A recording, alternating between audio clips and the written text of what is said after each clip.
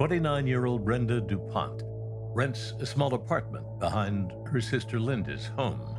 I used to drink coffee with Brenda every morning.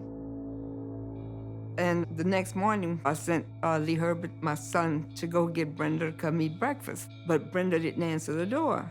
And then finally, after about third or fourth time, I went to my landlord's house and asked her if I could use her phone to call the police, because I knew something was wrong. Brenda would have let us in by now. Police arrive to find a locked front door. The officer knocks, but Brenda doesn't answer. The first officer that arrived on the scene observed a window in the back that was open. And when she looked through the window, from her vantage point, she observed Brenda's body.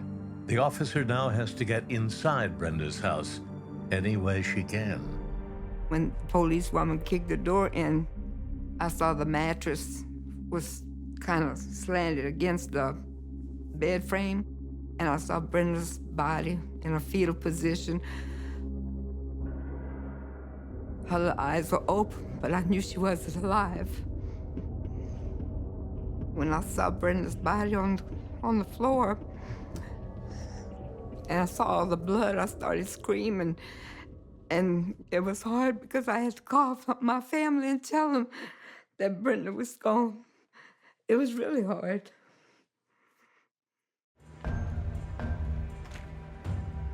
Going into the crime scene and observing Brenda's body lying there, it was an overkill. You know, there's blood everywhere. It was an efficiency home that Brenda lived in. It was a one-bedroom kitchen. The thing that stood out to me was the multiple stab wounds and the bite marks. That in particular stood out to me. She had no clothes on. That struck out to me that we would have to request, sexual assault kit be administered during the autopsy. I was perplexed and angry at the same time. Angry because who in the world would do this to Brenda? When we were going through the crime scene, we were looking for any possible weapons, anything that the suspect could have left behind at that crime scene. We found no weapons in Brenda's house that could have caused this, or that was even linked to this. Detective Victorian zeroes in on the locked door and open window. You don't enter a person's house and then leave out the window. You come out the same door that they let you in.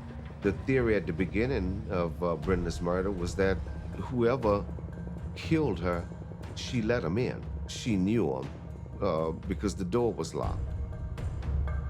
Detectives focus on the people living closest to Brenda, her sister Linda, and Linda's boyfriend, Diker Chavis. They started questioning me. They had so many questions they were asking. Who do you think did it? Did you have anything to do with it? Why would I kill my little sister? I was angry with the police because they were looking directly at us. Nobody in my house did this. So if y'all want to find the true murderer, go out and find the true murderer.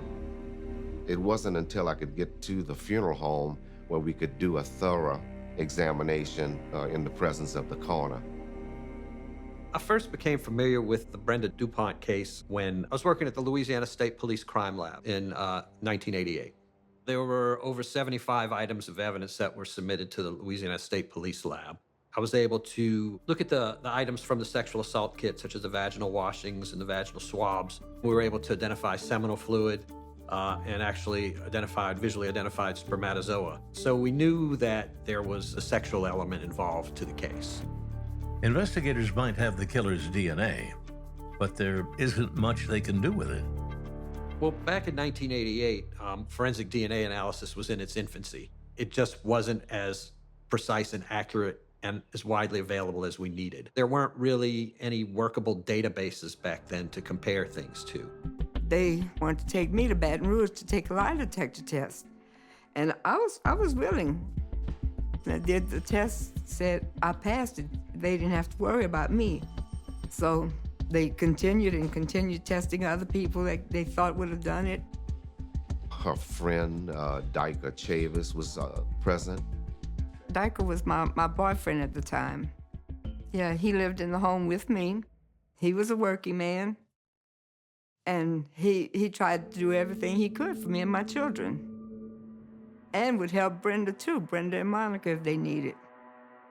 The attack on Brenda was brutal, and investigators believe Brenda's sister or her sister's boyfriend would have heard her screaming.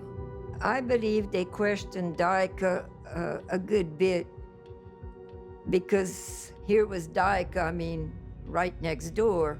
Initially, we thought that Linda and Diker's proximity and such a horrible and violent crime that they didn't hear anything. We all, investigators talked about that. Both Linda and Diker claimed the thunderstorm that night must have drowned out Brenda's screams.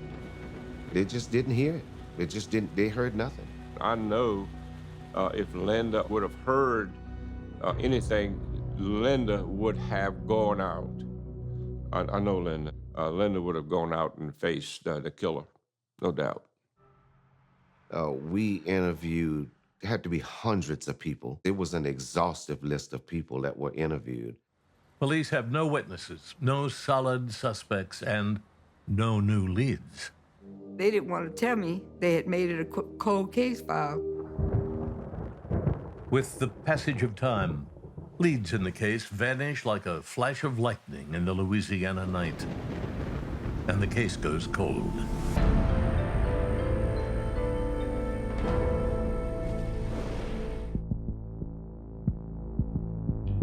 It wasn't until 2012 that we actually were able to take those vaginal swabs and test them and get a result. Normally, we look at 16 genetic markers on the DNA molecule. We got 12 of the 16. But it was still good enough that we could get it into a database. So he ran it, and he got a hit on it. But when I called Dwayne Grimmett, and I gave him the name Johnelle Rubin, his jaw dropped. It didn't have significance to me, but to him it definitely had some sort of significance. Johnelle Rubin was 18 when Brenda was killed. Police had questioned him at the time because he had a connection to Linda's children. Johnelle was a don't give a damn about nothing person. He was getting arrested a lot. He didn't have a good record. Lieutenant Grimmett was already familiar with Johnelle Rubin.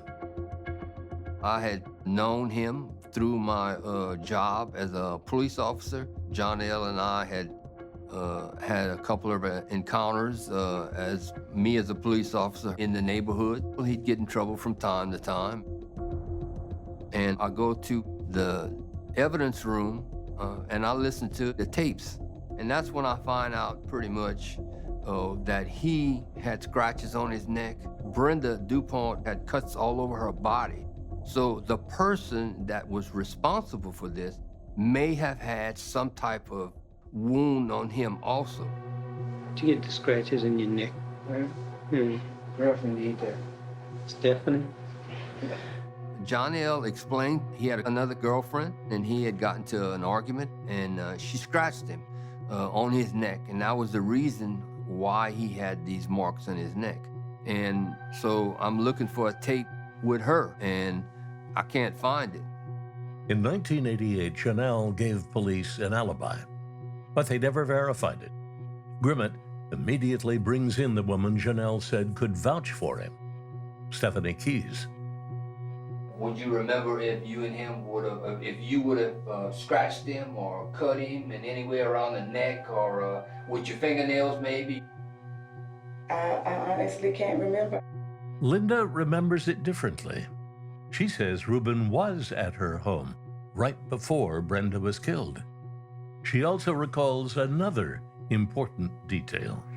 You all right today? Yes, ma'am, I'm fine. She gave us a statement about Johnelle, how Johnelle was there the night before this incident happened, and he was playing with a knife.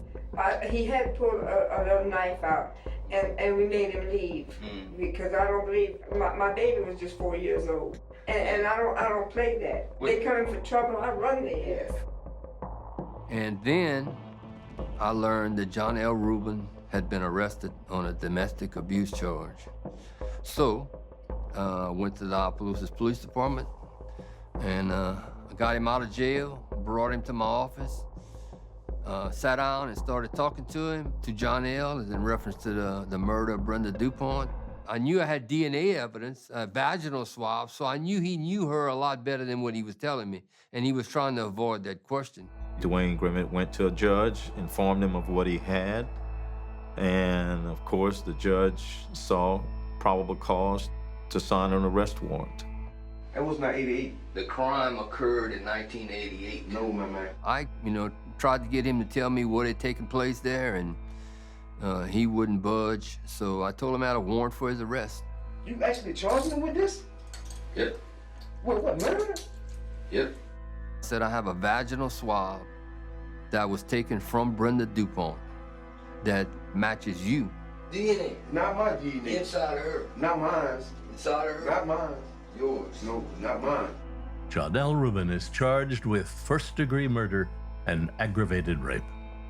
I was outside sweeping my carports, and Perry Gallo called my house, and he said, I want to meet you at my office at 12 because we made an arrest. He said, we arrested Johnelle Rubin. I said, after 24 years, y'all finally got him. John L. Rubin came through the back window on the south side of the house, possibly using a ladder to get into that window and surprise Brenda. He sexually assaulted her. He stabbed her a number of times, probably with the knife that he was carrying, and he got out of the window. I believe it's because Brenda was sort of defenseless, He figured, well, she's small, she won't defend herself. I believe that's what happened. During the trial, I'm sitting there and listening to all this evidence, and I know what I have. My heart is pounding, just, waiting to hear this verdict. The jury gets the case on January 27th, 2016. After deliberating for 2 hours, they find Johnelle Rubin guilty of first-degree murder. When that verdict come in that he was guilty, and then at that time, you saw where it really got to him, and he was taken away. And the newspaper man took a picture of, you could see tears in his face. Oh, God. He just thought he was going to be found not guilty after all these years. 22 days after he's convicted, a judge sentences Johnelle Rubin to life in prison.